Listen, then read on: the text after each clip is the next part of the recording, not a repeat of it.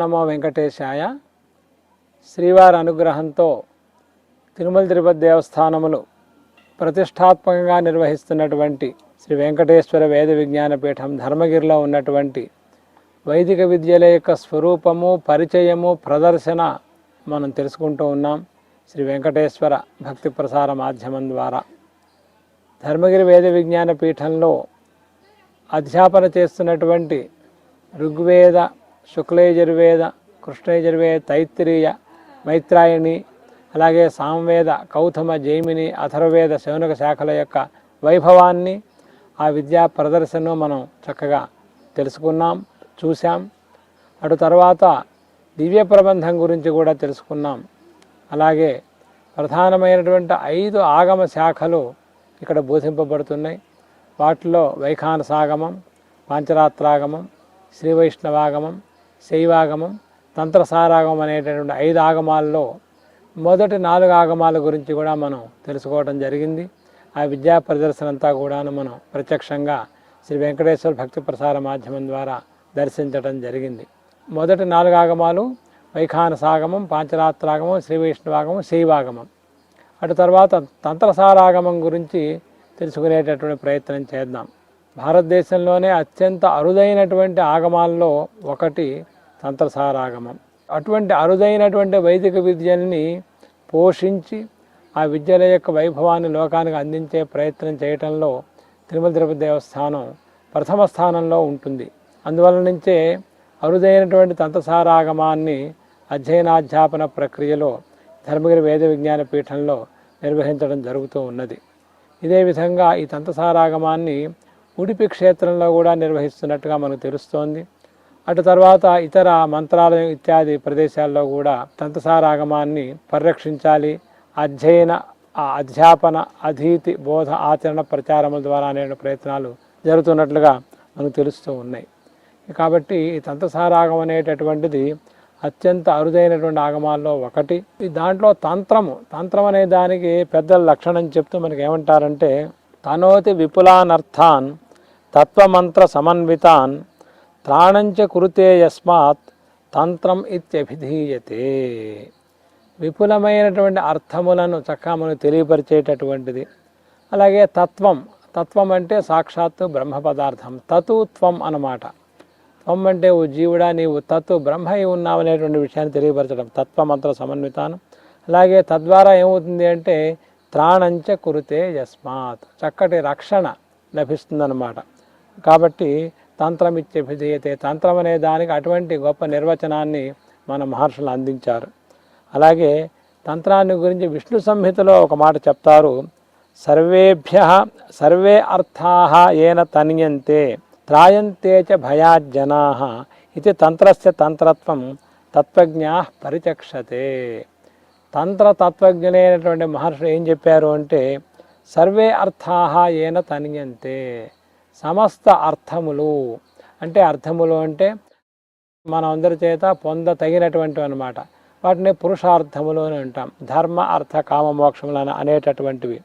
అటువంటివన్నీ కూడా అవే కాదు, ఉపలక్షణ మర్యాదయ మనకు కావాల్సినటువంటి సకల ఐహిక ఆముష్మిక సుఖములు, అలాగే మోక్ష సామ్రాజ్య ప్రాప్తి, ఇవన్నీ కూడా దేని వల్ల నుంచి అయితే వస్తాయో, అలాగే జనాహ భయాత్ త్రాయంతే చ, ఐహికాముష్మిక భయములు, సంసార భయములు ఇవన్నీ లేకుండా ఎవరైతే జనులందరూ కూడా రక్షింపబడుతూ ఉంటారో అది తంత్రత్వము అని తత్వజ్ఞులు కూడా చెప్తూ ఉన్నారనే విషయాన్ని విష్ణు సంహితలో చెప్పుకొచ్చారు.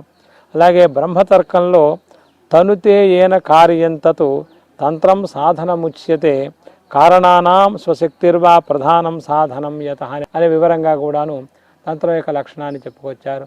అటువంటి తంత్ర సార ఆగమము, అటువంటి తంత్రాన్ని సారరూపంగా పరమాత్మ ఉపదేశించారన్నమాట. ఆ తంత్ర సారాన్ని మళ్ళా సంగ్రహించి ఆ మధ్వాచార్యుల వారికే ఆనంద తీర్థులని పేరు. ఆనంద తీర్థులనే పేరు గల మధ్వాచార్యుల వారు పరమాత్మ ఉపదేశించినటువంటి తంత్ర సారాన్ని సంగ్రహంగా వారు లోకాన్ని ఉపదేశించడం వల్ల అది తంత్రసార సంగ్రహం అనేటువంటి గ్రంథంగా లోకంలో ప్రమాణభూతమైందన్నమాట. అందుకనే నిర్దోషాఖిల సంపూర్ణ గుణేన హరిణా స్వయం బ్రహ్మణే కథితాత్ తంత్రసారాదుద్ధృత్య సాదరం ఆనందతీర్థమున కృతో గ్రంథ అయం అంజసా అని చక్కగా దాని యొక్క నిర్వచనాన్ని చెప్తున్నారన్నమాట. ఆ విధంగా అటువంటి తంత్రసార సంగ్రహం అనేటటువంటి గ్రంథం ప్రమాణంగా పెట్టుకొని ఈ తంత్రసారాగమం అనేటటువంటి ఆగమం మన యొక్క వేద విజ్ఞాన పీఠంలో చక్కగా అధ్యయనాధ్యాపనముల ద్వారా బోధింపబడుతూ ఉన్నది. ఇందులో చక్కగా విద్యార్థులు 7 చక్కగా అధ్యయనం చేస్తున్నారు. సుశిక్షితులైనటువంటి అధ్యాపకుడు ఒక ఆయన చక్కగా అధ్యాపన చేస్తూ ఉన్నారు. దీంట్లో ఉన్నటువంటి నిత్యారాధన మంత్రములన్నీ కూడా ఇప్పుడు మన విద్యార్థులు అధ్యాపకులు చక్కగా పఠిస్తారు. అవన్నీ కూడా మనం ఇప్పుడు శ్రవణం చేద్దాం. నారాయణాయ పరిపూర్ణ గుణాఢవాయ విశ్వోదయ స్థితిలయోన్నియతి ప్రదాయ జ్ఞానప్రదాయ విబుధాసుర సౌఖ్య దుఃఖ సత్కారణాయ వితతాయ నమో నమస్తే. పూర్వద్వారే శ్రియై నమః, జయాయ నమః, విజయాయ నమః. దక్షిణే శ్రియై నమః, బలాయ నమః, ప్రబలాయ నమః. పశ్చిమే శ్రియై నమః, నందాయ నమః, సునందాయ నమః. ఉత్తరే శ్రియై నమః, కుముదాయ నమః, కుముదాక్షాయ నమః. ఓం వాయవిద్యస్య. ఓం నమో వెంకటేశాయ. పూర్ణః ప్రేష్ఠః పరస్వామి వ్యాప్తకర్త ఉపకారకః రక్షత్యేవ తదీయం మాం కర్మార్చ్యో గురుదేవగః. పరమాత్మ సర్వత్ర వ్యాప్తుడు, అలాగే అనంత కళ్యాణ గుణగణ పరిపూర్ణుడు. అటువంటి పరమాత్మని ఒక బింబంలో అనగా ఒక విగ్రహంలో మనం ఆరాధించడం అనేది మన యొక్క సౌభాగ్యం. బింబోసి ప్రతిబింబోస్మి తవ యద్యపి చాంతరం స్వామిన్ నిర్దోష మద్దోషాన్ విరేచయ నమోస్తుతే అని పరమాత్మని ఆరాధిస్తూ మనం ప్రార్థన చేస్తాం. పరమాత్మ నీవు బింబానివి, నీ యొక్క ప్రతిబింబాన్ని నేను అని ప్రార్థిస్తూ, నీవైతే అనంత కళ్యాణ గుణగణ పరిపూర్ణుడివి, నేను చాలా అల్పుడిని, కానీ నేను భక్తితో సమర్పించేటువంటి ఈ పూజను స్వీకరించు అని పరమాత్మని మనం ప్రార్థిస్తూ ఈ బింబంలో అనగా మన ముందు ఉండేటువంటి విగ్రహంలో పరమాత్మని ఆవాహన చేసి మనం పూజాదులు నిర్వర్తిస్తూ ఉంటాం. ఈ పరమాత్మని పూజించడం అంటే ఎక్కడో ఉన్నటువంటి పరమాత్మని పూజించడం కాదు, మన అంతర్యామిగా మన హృదయ గుహలో ఉండేటువంటి పరమాత్మనే ఈ బింబంలో ఆవాహన చేసి మనం పూజిస్తూ ఉంటాం. అటువంటి పూజా విధానాన్ని, తంత్రసార ఆగమోక్తమైనటువంటి పూజా మంత్రాలను కూడా పఠించుకుందాం. కాయికాన్ వాచికాన్ దోషాన్ మానసానపి సర్వదా వైష్ణవద్వేష హేతూన్ మే భస్మసాత్ కురు మాధవ. అపరాధ సహస్రాణి క్రియంతే హర్నిశం మయా తాని సర్వాణి మే దేవ క్షమస్వ పురుషోత్తమ. ఏభ్య ఇత్యస్య గయప్లాతః ఋషిః విశ్వే దేవా దేవతాః జగతి ఛందః మనుష్యగంధ నివారణే వినియోగః. ఓం ఏభ్యో మాతా మధుమత్పిన్వాతే పయ పీయూషం ద్యౌరదీతిరత్రి బర్హాః ఉక్తశుష్మాన్ వృషభరాన్ స్వప్నాశస్తాన్ ఆదిత్యాం అనుమదా స్వస్తయే.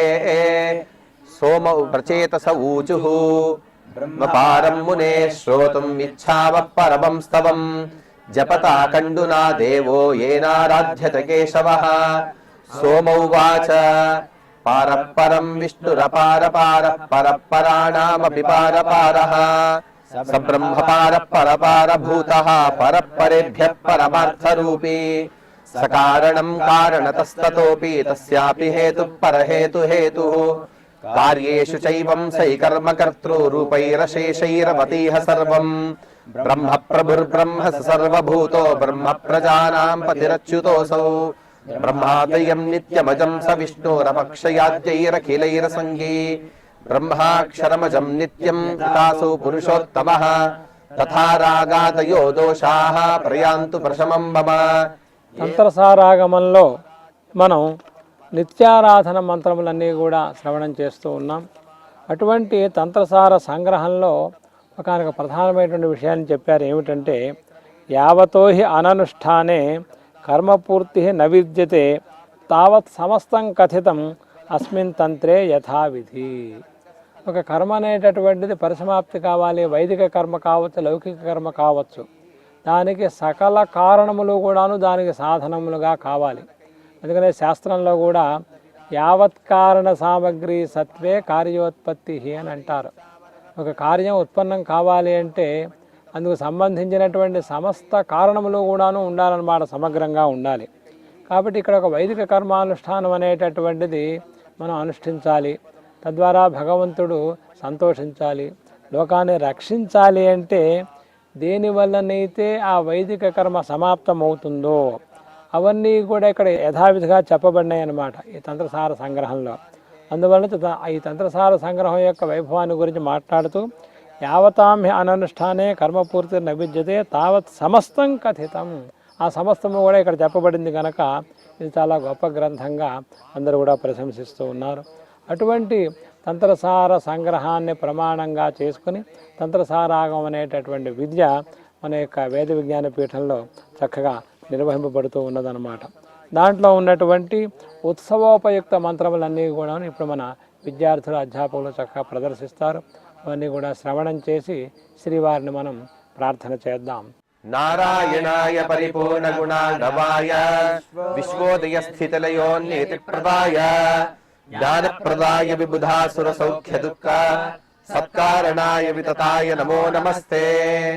రామాయ శాశ్వత సువిస్తృత షడ్గుణాయ సర్వేశ్వరాయ బలవీర్య మహాన్నవాయ నత్వాలిలంఘైషు తరుణవముత్పపాత నిష్పీడ్యతం గిరివరం పవనస్య సూనుః శుక్షోభవారిరను ప్రయయౌ చ శీఘ్రం యాదో గణైః సహ తదీయ బలాభికృష్టః వృక్షాశ్చ పర్వతగతాః పవనేన పూర్వం క్షిప్తోర్ణవే గిరిరుదాగమదస్య హేతోః శ్యాలోహరస్య గిరిపక్ష వినాశకాలే క్షిప్తోర్ణవే సమరుతోర్వరితాత్మపక్షః హైమో గిరిపవనజస్య తు విశ్రమార్థం ఉద్భిద్య వార్జిమవర్ధదనేకసానుః నైవాత్ర విశ్రమణమైచ్ఛద విశ్రమోऽసౌ నిస్సీమ పౌరుష బలస్య కుతః సమోऽస్య ఆశ్లిష్య పర్వతవరం సదర్శ గచ్చన్ దేవైస్తు నాగజననీం ప్రహితాం వరేణ జిజ్ఞాసుభిర్నిజ బలం తవ భక్షమేతో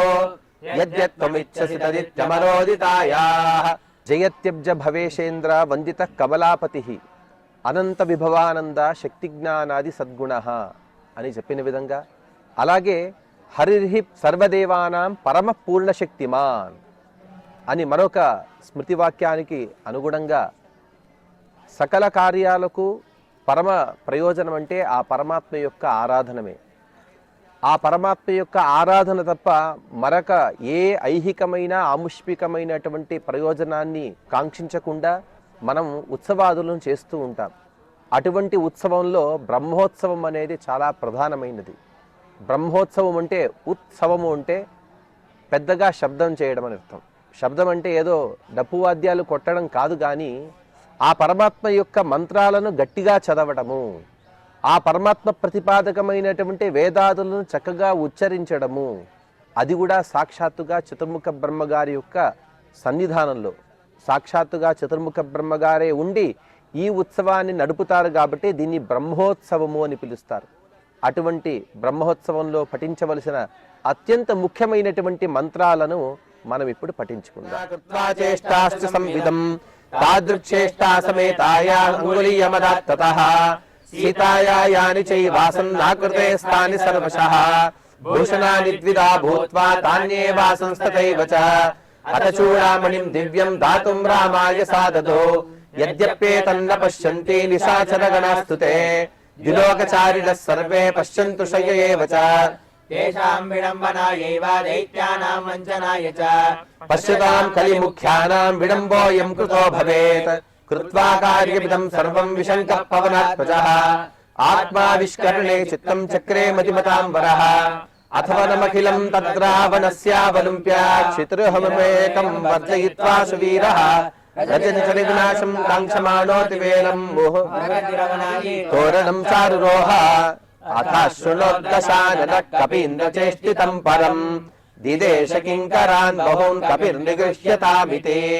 సమస్తశోభిమృత్యవో వరధరస్య కింకరాః సమాసదన్ మహాబలం సురంతరత్మనోంగజం అశీతికోటియూథపం పురస్సరాష్టకాయుతం అనేకహేతి సంకులం కపీంద్రమాభృణోద్బలం సమావృతస్తథాయుధై సుతాడితశ్చ తైర్భృశం చకారతాన్ సమస్తశస్తల ప్రహార చూర్ణితాన్ పునశ్చ మంత్రిపుత్రకాన్ సరావణ ప్రచోదితాన్ మమర్ద సప్త పర్వత ప్రభాన్వరాభిరక్షితాన్ బలాగ్రగామినస్తథా సర్వవాక్సు గర్వితాన్. ఇటువంటి తంత్రసారాగమంలో ముఖ్యమైనటువంటి కొన్ని విషయాల్ని మనం ఇప్పుడు తెలుసుకోబోతున్నాం. 8 విషయాల గురించి ప్రశ్నలు వేశారన్నమాట పరమాత్మని. ఏమిటంటే అది దాని యొక్క విధానం ఎలా చెప్తారంటే పెద్దలు, విధిం విధాయ సర్గాదౌ తేన పూజ్య అబ్జలోచన ఆహదేవ రమోత్సంగ వెలసత్పాద పల్లవ. ఆ పరమాత్మని ఆ బ్రహ్మదేవుడు ప్రశ్నిస్తున్నాడు. ఏమిటంటే సకల గుణపూర్ణ కహ తత్ర కిం ప్రమాణం జప్య మంత్రాః కే తత్ ప్రతిపాద్యశ్చ కహ కథంచ తద్ధ్యానం కర్తవ్యం కశ్చ పూజ్యః కథంచ తత్పూజా కార్యా అజ్ఞానాం సాక్షాత్ భగవత్పూజాయాః కర్తుం అశక్యత్వేన ప్రతిమాయామేవ తస్య కర్తవ్యత్వాత్ తదర్థం ప్రతిమా నిర్మాతవ్యా తత్ర నిర్మాణ విధయః కహ ఇత్యాది ప్రశ్నలన్నీ కూడా అడుగుతున్నారన్నమాట. అంటే అసలు ఇవి చాలా కూడా కామన్ ప్రశ్నలు, మనమందరం కూడా తెలుసుకోవాల్సినటువంటి విషయాలు. ఏమిటంటే సకల గుణపూర్ణ కహ, సకల గుణపూర్ణమైనటువంటి వారు ఎవరాయన పరమాత్మ. ఆ పరమాత్మ యొక్క స్వరూపం ఏమిటి? పరమాత్మ మాత్రమే సకల గుణపూర్ణుడు. అందుకనే శ్రీమద్ రామాయణంలో ధర్మజ్ఞశ్చ కృతజ్ఞశ్చ సత్యవాక్య దృఢవ్రత చారిత్రేణ చ కోయుక్త అని ఇత్యాదిన ప్రశ్నలు వేస్తారు. అటువంటి 64 గుణములతో పరిపూర్ణమైనటువంటి వాడు రామచంద్రమూర్తి అని సమాధానం చెప్తారనమాట. కాబట్టి సకల గుణ పరిపూర్ణమైనటువంటి పరమాత్మ ఎవరు, అలాగే ఆయన సకల గుణ పూర్ణుడు అనడానికి ప్రమాణం ఏమిటి, అలాగే ఆయన్ని ఉద్దేశించి మనం ఆయన ధ్యానించాలంటే ఎటువంటి మంత్రములు మనం జపించాలి, అలాగే మంత్ర ప్రతిపాద్యుడైన భగవత్ స్వరూపం ఏమిటి, అలాగే భగవంతుడిని ఏ విధంగా మనం ధ్యానించాలి, నిరాకారుడా సాకారుడా నిర్గుణుడా సగుణుడా, నిర్గుణుడైతే ఎలా ధ్యానించాలి, సగుణుడైతే ఎలా ధ్యానించాలి అని అలా ఆ పరమాత్మ ఎలా పూజించాలి, పూజా విధానం ఏమిటి, అదేదో లమిత్యాది పంచపూజ, షోడశోపచార పూజ, లేకపోతే చతుషష్ఠి కళాత్మకమైన పూజ, ఇటువంటివన్నీ కూడా. అలాగే ఆ పూజ అనేటువంటి పూజకి సంభారాలు ఏమిటి, ఏ విధంగా పూజించాలి, ఇదంతా కూడా కొంత విజ్ఞులైన వాళ్ళకి తెలుస్తుంది. అజ్ఞులైనటువంటి వాళ్ళు కూడా పరమాత్మని ధ్యానించాలి, పరమాత్మ యొక్క అనుగ్రహాన్ని పొందాలి, ఏ విధంగా వాళ్ళకి మనం తెలియపరచాలి.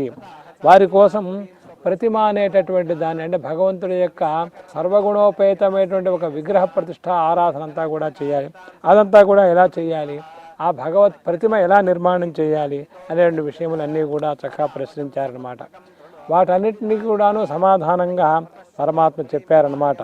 నిర్దోషాఖిల సంపూర్ణ గుణేన హరిణా స్వయం బ్రహ్మణే కథితాత్ తంత్రసారాదుద్ధృత్య సాదరం ఆనందతీర్థమున కృత గ్రంథ అయమంజస అని ఇంతకుముందు మనం తెలుసుకున్నట్లుగా ఇటువంటి ప్రశ్నలన్నింటికీ కూడాను సమాధానం ఎవరు చెప్పగలరు? సాక్షాత్తు పరమాత్మే చెప్పగలరు. ఎందుకంటే పరమాత్మని గురించి తెలియపరిచేటటువంటివి వేదములు. అందుకనే నా వేద విన్మనుతేతం బృహంతం. వేదవేత్త కాకపోతే పరమాత్మని తెలుసుకోలేరు. ఎందుకంటే పరమాత్మ వేదవేద్యుడు కనుక. కాబట్టి వేదముల ద్వారా, అందుకనే తంత్రసారాగమంలో ఉండేటటువంటి వారందరూ కూడా ఋగ్వేదం, యజుర్వేదం, సామవేదం, అథర్వణ వేదం, వాటిలో ఏ ఒక వేదమైనా పఠించి దాన్ని ప్రమాణంగా తీసుకుని తద్వారా ఈ ఆగమంలో, అంటే ఆగమం అంటే భగవంతుని పూజించే విధి అన్నమాట, ఆ విధంగా చేస్తూ ఉంటారన్నమాట.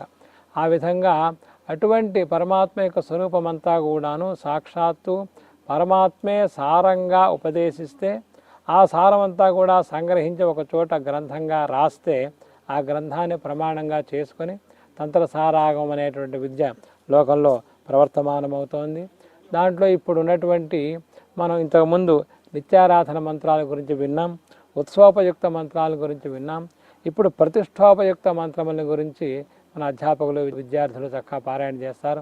అవన్నీ కూడా విని శ్రీవారిని మనం ప్రార్థన చేద్దాం. అథ విష్ణూదితే తంత్ర సారే మంత్రగణో హి యః ఉదితః సంగ్రహేణాసౌ ఉచ్యతే కిల సాధకః యాష్టమస్తు యతోంతేన సమేతశ్చైవ భూభృతః బీజం నమశ్చ భగవాన్ సోద్దేశ్యో రూపసంయుతః స ఏవ తాదృశో లోక త్రయపాలో భువః పతేః భావం మే దేహి దాంతే తు దాపయ స్వాహయాయుతః మనుస్తస్యాపరో నామ బీజోద్దేశ నమోయుతః నమస్సోద్దేశ భగవాన్ మహాశబ్దయుతశ్చ సహ తాదృశ స్వాహయాయుక్తో వరాహస్యాపరో మనుః శ్యామః సుదర్శనధరాభయ సద్వరేతో భూమ్యాయుతో కిల నిజోక్త పరిగ్రహైశ్చ. అప్రతిష్ఠిత బింబస్య పూజనం సిద్ధిహాని కృత అని చెబుతారు. అంటే శాస్త్రోక్తంగా ప్రతిష్ఠ జరగని విగ్రహాలను పూజిస్తే మన సిద్ధిని అది హానిపరుస్తుంది. ఈ పూజ చేయడంలో కూడా, లేకపోతే ప్రతిష్ఠ చేయడంలో కూడా ఆగమ సాంకర్యం జరగకుండా, శాస్త్ర సాంకర్యం జరగకుండా, సిద్ధాంత సాంకర్యం జరగకుండా ప్రతిష్ఠాదులు నిర్వర్తించాలని శాస్త్రం మనకు చక్కగా బోధిస్తుంది. అటువంటి ఆ పరమాత్మ యొక్క ప్రతిష్ఠ తంత్రసార సంగ్రహం అనే గ్రంథంలో మధ్వాచార్యుల వారు ప్రధానంగా పరమాత్మను ఏ విధంగా, పరమాత్మ యొక్క విగ్రహాన్ని ఏ విధంగా ప్రతిష్ఠించాలని నిరూపించి దుర్గా శివ స్కంద సూర్య వినాయక ముఖానపి స్థాపయేదుక్తమంత్రేణ తత్తన్మంత్రై స్మరన్ హరిం అని చెబుతారు. ఏ విధంగా అయితే పరమాత్మ యొక్క ప్రతిష్టను చెప్పారో అదే విధంగానే దుర్గాదేవినైనా, లక్ష్మీదేవినైనా, శివుడినైనా, ఈ విధంగా సమస్త దేవతల యొక్క ప్రతిష్టలను కూడా ఆయా దేవతలలో ఉండేటువంటి అంతర్యామి అయిన పరమాత్మని స్మరిస్తూ ఆ పరమాత్మ యొక్క ప్రతిష్టయే ప్రధానమైన ఇతివృత్తంగా మనం ప్రతిష్ఠాదులు నిర్వహించాలి అని మధ్వాచార్యులు వారు చెప్పినటువంటి తంత్రసార సంగ్రహంలోని ప్రతిష్టా భాగంలో ఉండేటువంటి చతుర్థాధ్యాయంలోని మంత్రాలను మనం ఇప్పుడు చెప్పుకుందాం. చతుర్వింశాక్షరో మంత్రో నిఖిలేష్ట ప్రదాయకః విద్మహే ధీమహే పూర్వం స్వయం చైవ మహాబలః ప్రేరయేత్తన్న ఇత్యేతత్ మధ్యేనంతః ప్రకీర్తితః పాదైర్వ్యస్తైః సమస్తైశ్చ పాదైశ్చాంగం ప్రకీర్తితం పూర్వయోస్తత్ర పూర్వం తు సర్వజ్ఞేన షడంగకం తృతీయం తు ద్విరావృత్తైః పాదరంగ సమన్వితం ధ్యాయేంద్రసింహవృత్రవిత్రినేత్రం జానుప్రసక్తకరయుగ్మమథాపరాభ్యాం చక్రం ధరం చతురతం ప్రియయా సమేతం దిగ్మాంశుకోట్యధికతేజ సమగ్రశక్తిం. ఈ విధంగా ధర్మగిరి వేద విజ్ఞాన పీఠంలో మనం బోధిస్తున్నటువంటి ఆగమాలన్నింటినీ గురించి కూడా మనం తెలుసుకున్నాం. ఇటు తర్వాత ధర్మగిరిలో కర్మకాండ అంటే పౌరోహిత్యం అంటాం. మానవుడు పుట్టినప్పటి నుంచి చివరి వరకు కూడాను వైదిక కర్మలన్నీ కూడా చేయించటాన్ని పౌరోహిత్యము అని అంటారు. దాన్ని కర్మకాండ అని అంటారు. ఆ బోధించేటువంటి దాన్ని కూడా స్మార్తం అని అంటారు. ఆ స్మార్తాల్లో మనం ప్రస్తుతం శుక్లయజుర్వేద స్మార్తం, కృష్ణయజుర్వేద స్మార్తం, అలాగే వైఖానస స్మార్తం, వాటిని ఆ మూడింటిని కూడా బోధిస్తూ ఉన్నాం. ఆ స్మార్తాల గురించి ఇటుపైన మనం తెలుసుకుందాం. ఓం నమో వెంకటేశాయ.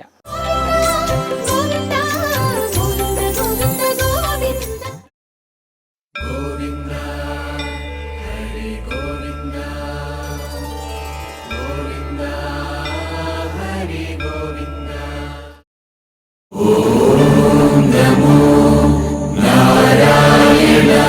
నారాయణ